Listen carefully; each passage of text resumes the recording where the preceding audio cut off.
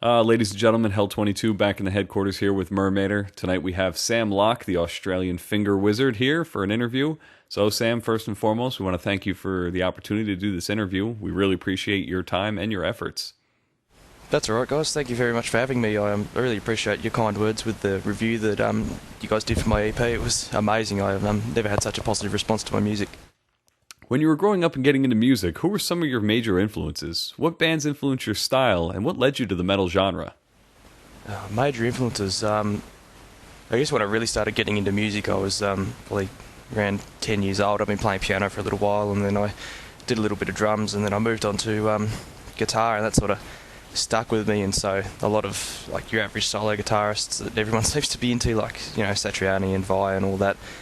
And then once I started listening to metal for a little bit, I sort of transitioned into your Killswitch Engage, and growing up in the 2000s, the metalcore movement was quite prominent, so I was influenced by a lot of those sort of bands. And then I got shown Dream Theater by a friend of mine, and that was just it. I was just hooked on progressive music after that, and from then on in, like bands like Between the Buried and Me and Devon Townsend, a bit of Coheed and Cambria every now and again, Dream Theater. And like newer bands like Periphery and a lot of bands like that, huge influences on my sound. As for the new EP, Era, what was the significance of the name, and how does the artwork tie into the concept of the album?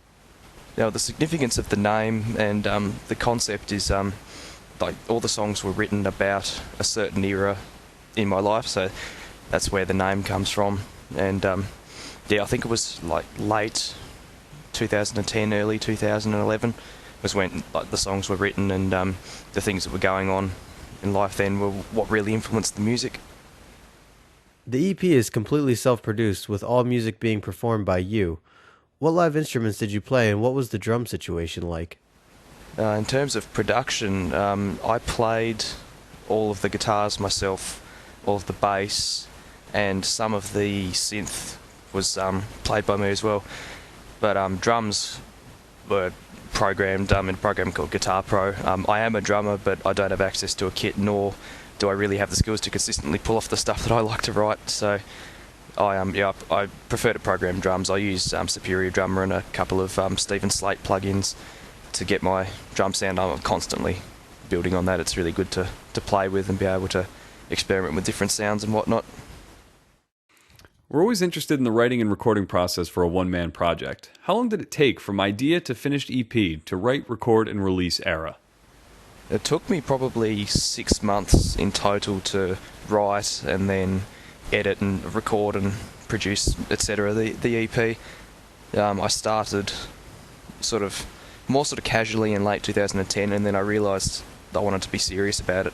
So early 2011 I knuckled down and bought some gear, and then I finished the album in early June or July, I think. So, about 6 months. How much outside input did you have? What were some of the main challenges of doing everything yourself? I did have a little bit of outside input, not a whole lot.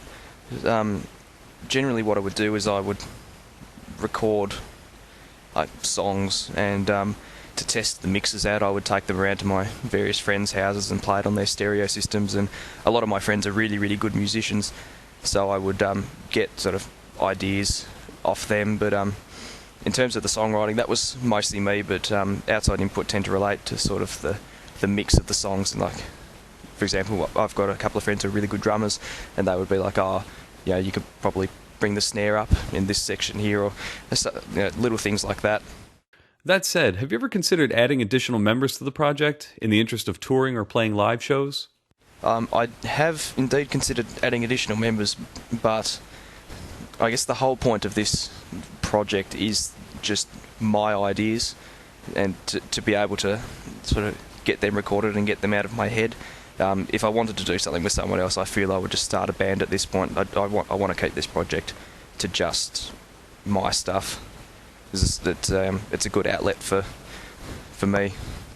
What were some of your influences in the songwriting process? Did you have a clear structure in mind for your music, or was this EP a more wide-open effort? Influences in the songwriting process. I generally just listen to a lot of solo acts similar to myself, Cloud Kicker's a big name that comes to mind there, and there's a guy I found on the internet called Liquorworks, and he does a lot of solo stuff, and I would listen and research how they did their solo stuff, and I would sort of be inspired and take a few ideas from that. As for the structure of the EP, I had a general idea in mind, and that sort of changed and morphed as I recorded it, and ideas sort of came to mind, but everything was reasonably clear-cut going in. There were just a few sort of arrangements that changed while I was recording. Thanks to bands like Virion, Astral Winter, and your project, we've had our eyes open to the Australian metal scene. What's the scene like in Australia right now, and what is it like to be an up-and-coming artist there? The scene in Australia is fairly good, I would think. Not amazing for metal, but I mean, we've got bands like Circles and Psychroptic who are doing really well in terms of metal. In Tasmania specifically, there's not a whole lot going on. I mean, we do have regular metal gigs, but not as many as we used to have. I mean, when I was a teenager, there would be gigs like every 3 weeks, but now we're lucky to have one every couple of months. There seems to be the same sort of bands just rotating through the rosters. Not that they're bad or anything, it's just, yeah, there's not a whole lot going on, especially being a small state. But it's fairly hard to get a break as an artist here. I mean, I played one gig since my EP was launched, and it was really good. I think people found it refreshing, which was nice, and I got a lot of positive feedback. But since then, there's just been no gigs that really warrant having a progressive sort of act on the bill. Everybody seems to be into the hardcore sort of scene down here. Social media sites like Facebook, MySpace, if anyone still uses that, and Bandcamp seem to be an integral part of music these days. How do you think they've affected you as an artist when it comes to spreading your music? Oh, social media is probably the best promotional tool I've ever encountered. I've got all the pages, the Facebook, Bandcamp, where you can actually buy my EP. I do have a MySpace page, but I don't really think anybody uses that anymore. But it just makes it that much easier to spread your music. I honestly can't say enough about it. It's just great. I think without that, we'd still be in the ages of, you would record something, burn a CD, and then try and give that CD to everybody. Whereas nowadays, I can just upload my music to the internet and say, look, hey guys, here's a new song, and I can reach thousands and thousands of people just online. It's amazing. It really is. We know you have more music in the works. How close are you to completing a follow-up to Era, and what can we expect from the new tracks? New music. I am actually writing my next album at the moment. It's going to be a full length. I expect it to be out early to middle next year with any luck. I should be going into the studio in January with any luck, probably February, depending on how busy I am.